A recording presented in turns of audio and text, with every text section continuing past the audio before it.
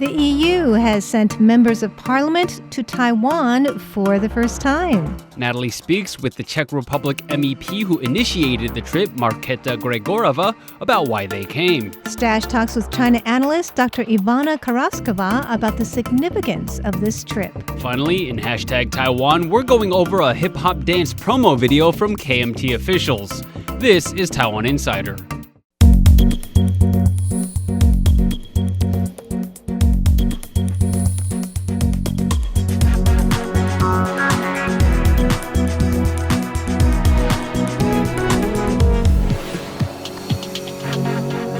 Members of the EU Parliament are visiting Taiwan for the first time. Let's take a look. A European Parliament delegation is visiting Taiwan and met with President Tsai Ing-wen on Thursday. They're here to learn how Taiwan deals with disinformation and interference from China. This is the EU Parliament's first delegation to visit Taiwan. Last month, the European Parliament passed a report calling for closer ties with Taiwan. It passed with a landslide vote with 86% supporting the motion. That's the second highest level of approval for a report in this parliamentary term. President Tsai Ing-wen says Taiwan hopes to continue building deeper ties with the European Union. She looks forward to sharing Taiwan's experiences in combating the spread of disinformation. The leader of the delegation, Raphael Glucksmann, said, "And we came here with a very simple, very clear message. You are not alone. And we came here to learn from you. To learn from your capacity of building such a strong democracy while being confronted with such a level of threats and interferences." Glucksmann added that the EU is grappling with foreign threats spreading dangerous, false information throughout the region. These attacks threaten to weaken democracy in the EU. Glucksmann said that Taiwan has had phenomenal success in confronting similar issues while maintaining the people's freedom of speech. So it's time for the EU to stand together with Taiwan. I had the pleasure of speaking with the member of European Parliament who initiated this trip, Czech Republic MEP Markéta Gregorová. Tell me why you thought it was important for members of the European Parliament to visit Taiwan at this time. Well, first and foremost, I am a member and coordinator for my group for the ing-wen committee. The ing-wen committee focuses on foreign interference and disinformation. And because, well, so to say, I became over the past few years quite an expert on this topic. I do know how Taiwan is fighting foreign interference, of course, especially from the side of China, and what kind of legislation, acts and task forces it has. And I thought it would be very, very inspirational to learn from Taiwanese people how they tackle this issue. And by the way, this visit just confirms this assumption. We are learning so much. Well, that's wonderful. And we've seen a growth in EU support for Taiwan. I mean, just recently, you passed a Taiwan report calling for stronger ties for Taiwan. Why do you think that the EU is beginning to be much more proactive in engaging Taiwan and showing support for Taiwan? Well, I think that there are a couple of reasons for that. One of them, well, necessarily, is the Chinese increasing aggression towards, of course, not only this region, but also the EU and its member states. Me being from the Czech Republic, I know all too well direct threats from Chinese ambassadors to our representatives. And of course, being an MEP also, I know several of my colleagues, some of them with us in Taiwan today, that are blacklisted by China. That is definitely not a diplomacy that the EU can, answer to in any way. That is very aggressive and unacceptable. And this only, let's say, helps the EU to move towards the democracies which are in this region, which is, of course, Taiwan. Well, that's wonderful. It's great to see EU support for Taiwan growing. We definitely need it. And I did see actually on your personal press release saying that perhaps we should start talking about a one Taiwan policy. What did you mean by that? Well, every time we talk about Taiwan in European Union, we talk about the one China policy so that we, respect Chinese stance so that we don't cause any escalation. However, in this kind of we miss, but what is our stance towards the island itself? What is our stance towards Taiwan? What is our Taiwan policy? Maybe it's not the best term, one Taiwan policy. I just thought it's quite catchy and a little bit twist, on the one China policy. But really, it is about what we want with Taiwan, from Taiwan, and what is our relationship. And I think we are really establishing it here. And the EU-Taiwan report that we approved like 3 weeks ago also kind of sets it up that we want investment treaty, and we might even want a free trade agreement in the future. And I would really like to see more statements from the EU about what we want in Taiwan and with Taiwan. Staś Butler also spoke with Dr. Ivana Karásková from the Association for International Affairs to get her perspective on the EU visit. Well, I think that the key factor here is that the Europeans realize that there is more bark than bite from China when it comes to relations with Taiwan. And the visit of the Czech Senate President Miloš Vystrčil last year basically proved that point and started and opened a window for other delegations to actually follow. So I think that Vystrčil's visit is very important in this manner. And it also showed to countries in Central and Eastern Europe that they are in a good position because they are not that dependent on trade with China. Plus, COVID-19 further disrupted the supply chains and also showed the importance of Taiwan when it comes to semiconductors. So all this setup basically leads towards other players being, I would say, much more open or provocative even when it comes to China. When it comes to European Parliament and EU delegations, I think that the biggest expected price to be paid, in the words of Wang Yi, basically the Chinese Minister of Foreign Affairs, is to be included in the sanction list. So there is very limited retaliation expected when it comes to relationship with Taiwan, at least in Central and Eastern Europe, but I would probably say in the broader EU context. I would basically say that while the visit may be unexpected, it is definitely a calculated move under very limited risks. But I would not overestimate the visit and draw some broader conclusions beyond the agenda of this current delegation. Foreign policy is made by member states. It will still be made by the member states. And I would argue that the position of national governments regarding one China policy have not changed. So the national policies on China and on Taiwan, I think, will not be affected by delegations such as this one.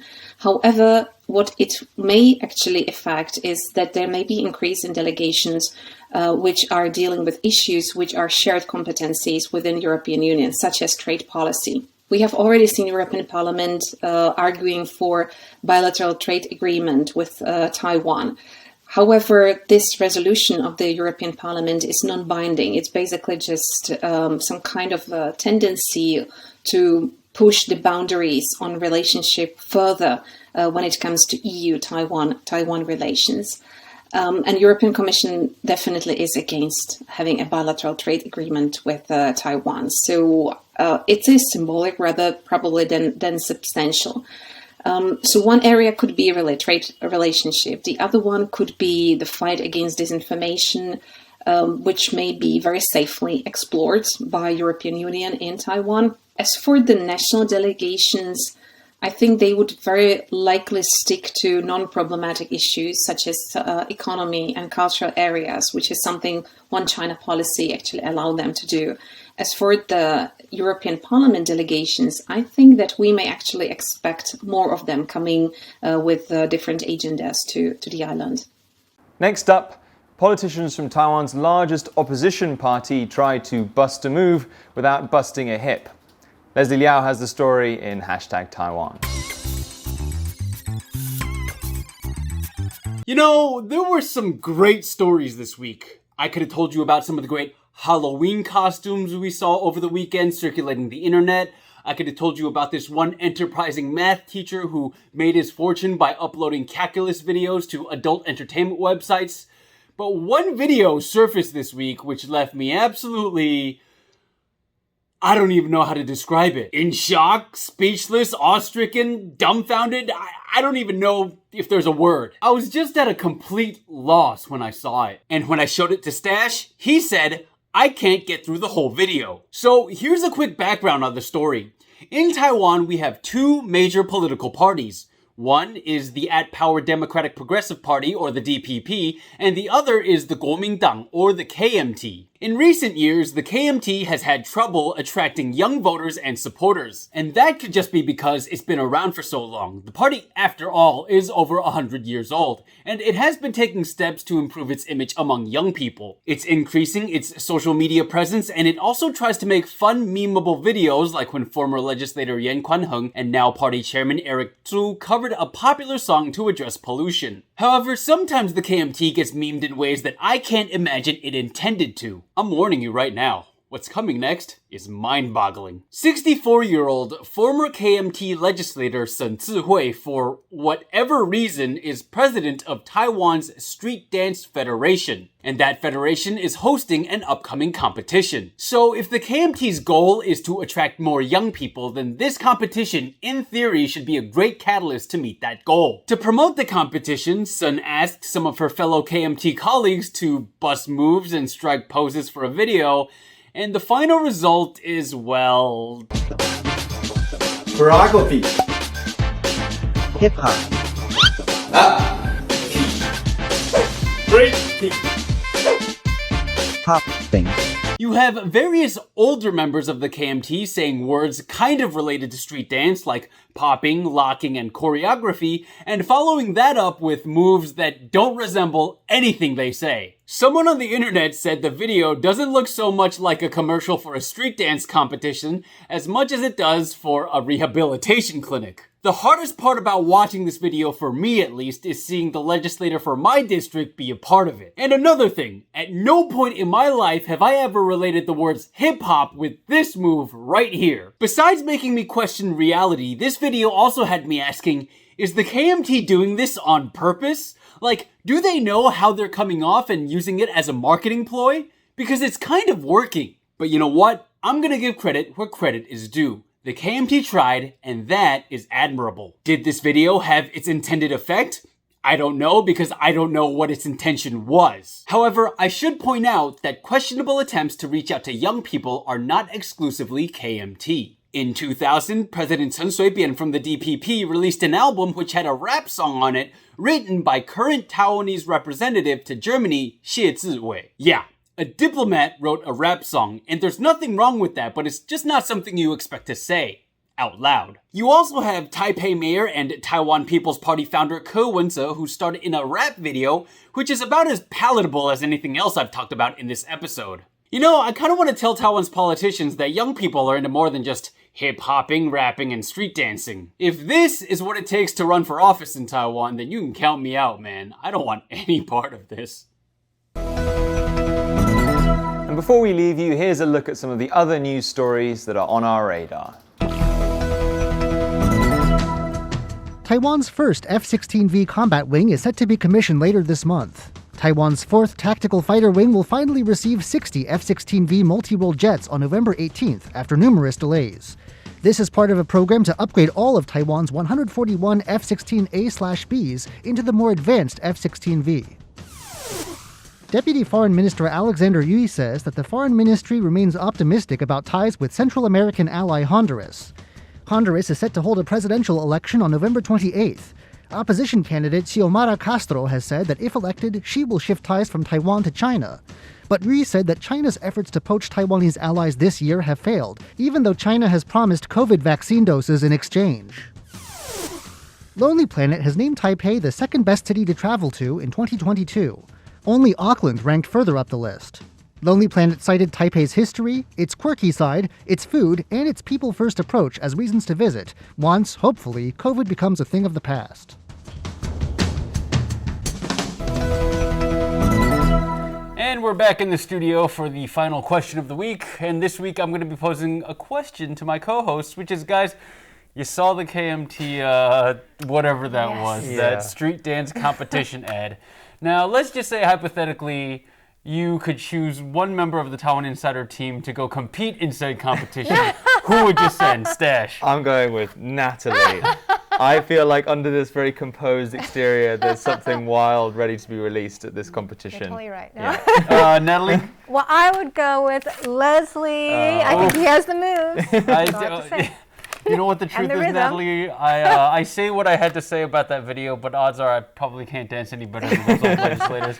For me, what a wicked web we weave. I choose Stash. Oh, wow. Because Stash has stage and theater experience, and I think that'll bode It really him doesn't very well in that translate. competition. You know, it's very ungainly. I think my style of dancing is dad dancing. I can do that, but break dancing, maybe not. I beg to disagree. That's why I want to see it. That's why I want to see it.